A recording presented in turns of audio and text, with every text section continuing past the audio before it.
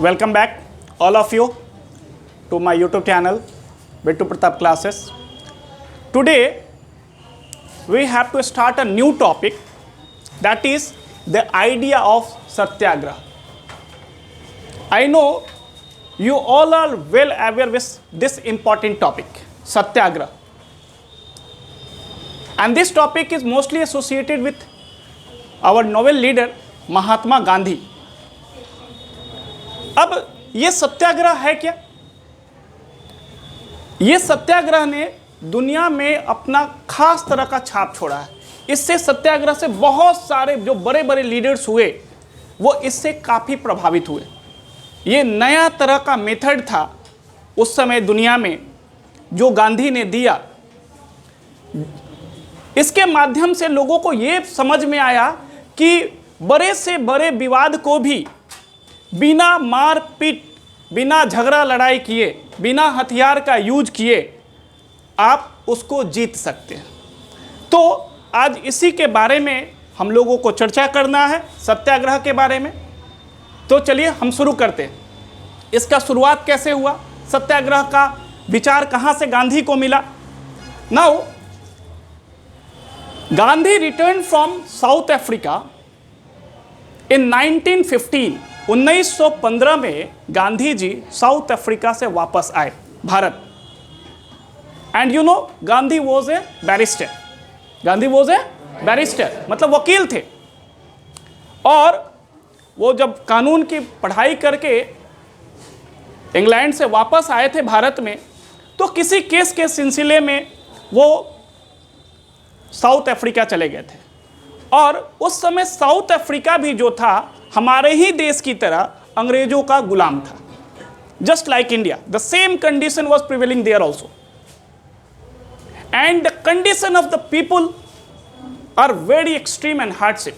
बहुत मुश्किल हालात थे अफ्रीका के. वहाँ रंग भेद था, नस्ल भेद था. लोग स्किन को देख के एक दूसरे से डिफरेंसेस करते थे. इस तरह का असमानता था वहाँ. तो इसकी शुरुआत कैसे हुई सत्याग्रह का.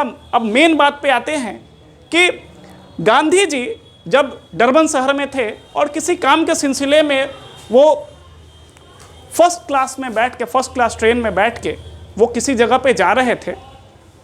और रास्ते में उनको एक अंग्रेजी सैनिक से मुलाकात हो गई. और you know he was also an Indian. वो गोरे तो थे नहीं, उनका अंग्रेजों की तरह रंग नहीं था. तो अंग्रेज ने कहा कि how you have seat here. तो गांधी जी, मैंने टिकट खरीदा इसलिए मैं बैठ गया. कहा कि तुमने टिकट खरीदा इससे कोई मतलब नहीं है. और सामान उठाया, लेके गांधी को उठा कर फेंक दिया. सामान के साथ गांधी जी को भी धक्का उक्का मार के डरबन शहर में स्टेशन पर उतार दिया. How you dare to sit you black bloody, बोला.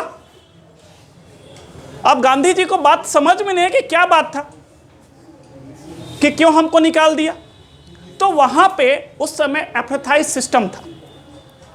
एपथाइज सिस्टम क्या था, आपके रंग के आधार पे आपसे भेदभाव किया जाता था अफ्रीका में. आप जानते हैं कि मूल रूप से अफ्रीकन लोग काले होते हैं. हाँ, वो मूल रूप से काले थे. और गांधी जी भी अफ्रीकन से थोड़ा कमजोर थोड़ी थे. हाँ, वो भी इंडियन थे. और इंडियन लोग भी जानते हैं कि हम लोग भी गोरों की तरह, मतलब इंग्लैंड वालों की तरह, अंग्रेज की तरह तो गोरे नहीं होते. उनके नज़र में हम भी काले. हम लोग भले ही फेयर एंड लवली लगा के बहुत उज्जर बनते, लेकिन उनको नहीं समझ में आता. उनका एक रंग अलग होता है. And they are the most advance people. They consider themselves they are the most civilised and most loyal people of the earth. ये अंग्रेजों की सोच है.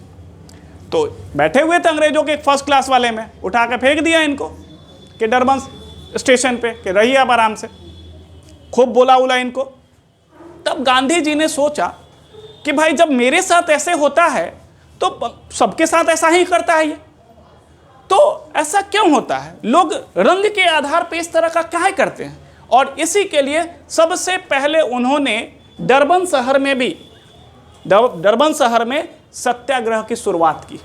And he was very successful there. He was very successful. उनका मानना था, अब जैसे सत्याग्रह को आप संधि विच्छेद ही कीजिएगा तो क्या आएगा, सत्य के लिए आग्रह। उनका मानना था कि अगर हम किसी सच्चाई के लिए लड़ रहे हैं, if I am fighting for a noble cause, if I am fighting for the humanity, तो हमको कोई मार काट करने की जरूरत नहीं है, हमको कोई मार काट करने की जरूरत नहीं। अगर हमारा जो सच्चाई के लिए अगर हम लड़ रहे हैं तो, और उन्होंने इसके माध्यम से बड़ी बड़ी लड़ाइयां लड़ी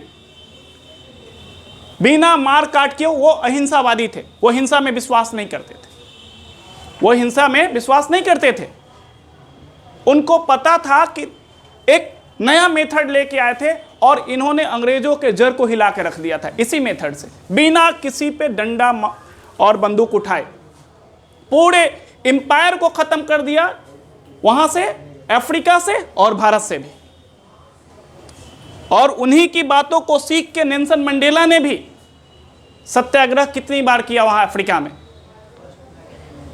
and he became the first black president of Africa, South Africa. तो नेल्सन मंडेला, आपके Barack Obama, Martin Luther King junior, वो सब के सब रंग भेद के शिकार थे और सभी लोगों ने सत्याग्रह को सपोर्ट किया था। और आज दुनिया के बड़ी बड़ी ताकतें भी इस पे विश्वास करती हैं। और आप इसको प्रैक्टिकल करके देख लीजिए कि सत्य लेट हो सकता है, सत्य के जीतने में रुकावटें आ सकती है, लेकिन सत्य का कभी हार नहीं हो सकता है। ये हकीकत है। ये हमारे गीता के उपदेश में भी कहता, कुरान भी यही बात कहता है। चाहे जितने भी आप धर्म ग्रंथ पढ़ लीजिए, सबका सार यही है कि अगर सत्य के लिए आपकी लड़ाई है, आपको लेट हो सकता है, आपको बहुत सारी दिक्कतों का सामना करना पड़ सकता है, लेकिन आपकी जीत निश्चित है अगर आप उसमें लगातार काम करते रहें। तो गांधी ने ऐसा किया। उन्होंने रंग भेद को खत्म करने में साउथ अफ्रीका में बहुत बड़ा योगदान दिया। आज भी साउथ अफ्रीका में गांधी को बहुत ही रेस्पेक्टेड नजर से देखा जाता है। नेल्सन मंडेला और गांधी को इक्वलिटी का दर्जा दिया जाता है। आप ही के देश में गांधी फेमस नहीं है, दुनिया के बड़े बड़े लीडर्स गांधी के विचारों से सहमत थे। सो Gandhi ji applied this satyagrah first time in South Africa and he was very successful there. So when he returned to India in 1915, he saw the condition of the people of our country. Indian people are very miserable. They are living in a miserable conditions. They are very poor. यहाँ पे अंग्रेजी हुकूमत से लोग एकदम त्रस्त हो गए थे, परेशान हो गए थे। तो सबसे पहले उन्होंने भारत में जो सत्याग्रह की शुरुआत की, हमारे ही बिहार से, चंपारण जिले से, मोतिहारी जिसको अभी बोलते हैं, चंपारण जिले से इसकी शुरुआत की थी। और सन 1917 में, ठीक है, सन 1917 में वो पहली बार बिहार राजकुमार शुक्ला के कहने पे, उनके निवेदन करने पे वो आए थे। चूँकि यहाँ भी जो यहाँ के किसान जो थे चंपारण के, अंग्रेज लोग उनको ज़बरदस्ती नील की खेती करने के लिए प्रेशराइज करते थे। ज़बरदस्ती कहते थे कि तुमको नील, और नील आप जानते इंडिगो, जो कि कॉटन इंडस्ट्री में एक बहुत इम्पॉर्टेंट कच्चा माल है, बहुत ज़रूरी है। और सबसे ज़्यादा दिक्कत क्या था कि नील की खेती करने में किसानों को कोई दिक्कत नहीं था। वो खेती करवाते थे, अंग्रेज पैसे नहीं देते थे, 1 रुपया भी नहीं देते थे, जबरदस्ती खेती करवाते थे। और नील की खेती के साथ प्रॉब्लम क्या था कि जिस खेत में नील की खेती होती थी, दूसरा कुछ भी, पूरा खेत बंजर बन जाता था। ऐसे हालात थे। नहीं करते तब भी दिक्कत, कर रहे हैं तब भी दिक्कत। अब किसानों को यहाँ के समझ में नहीं आ रहा था, करे तो क्या करे, भूखे मर जाने का ऐसे हालात थे। तब राजकुमार शुक्ला ने गांधी से निवेदन किया कि आप इसके बारे में थोड़ा सोचिए। और उन्हीं के कहने पे पहली बार 1917 में गांधी जी चंपारण आए और इन्होंने किसानों के लिए पहली बार सत्याग्रह का भारत में आयोजन जो हुआ वो चंपारण में ही हुआ, बिहार के चंपारण में। और उन्होंने किसानों को इस चीज से मुक्ति दिलाई सत्याग्रह के माध्यम से। उसके बाद भारत के कई इलाकों में वो गए जहां पे उन्होंने सत्याग्रह किया। गुजरात के खेड़ा जिला में वहां के किसानों के लिए उन्होंने सत्याग्रह किया। वहां के क्या परेशानी थी, बहुत ज्यादा दिक्कत होने के कारण बरसात वगैरह शायद नहीं हुई थी, किसानों का फसल खत्म हो गया था, वो सरकार को लगान देने के काबिल नहीं थे, उनके पास उतना आमदनी नहीं हुआ था। इसलिए उन्होंने गांधी जी से कहा था कि आप किसी तरह कुछ भी करके ये लगान माफ करवा दीजिए, क्योंकि हुआ ही नहीं तो देंगे क्या। और अंग्रेज कहते थे कि नहीं हुआ नहीं हुआ वो तुम जानो, बस हमको तुमका तुम्हारा सा टैक्स चाहिए और कुछ नहीं चाहिए, हमको टैक्स चाहिए। अब बताइए कि अगर होगा नहीं तो देंगे कहां से। इसलिए गांधी जी ने खेड़ा जिला में भी किसानों के लिए, गुजरात के खेड़ा जिला में किसानों के लिए आंदोलन किया, सत्याग्रह आंदोलन। उन्होंने कहीं भी मार काट का प्रयोग नहीं किया। पूरे सत्याग्रह को पढ़ लीजिए, वो कभी भी हिंसा के सपोर्टर नहीं रहे, हमेशा अहिंसा पे चलने वाले। फिर उन्होंने अहमदाबाद में कॉटन टेक्सटाइल वर्कर्स के लिए उन्होंने वहां पे सत्याग्रह किया, वेजेज बढ़ाने के लिए। अंग्रेज जो लोग थे मजदूरों से काम करवाते थे, जबरदस्ती काम करवाते थे, पैसे नहीं देते थे, ऐसे कंडीशंस में काम करवाते थे जिसमें काम करना मुश्किल था।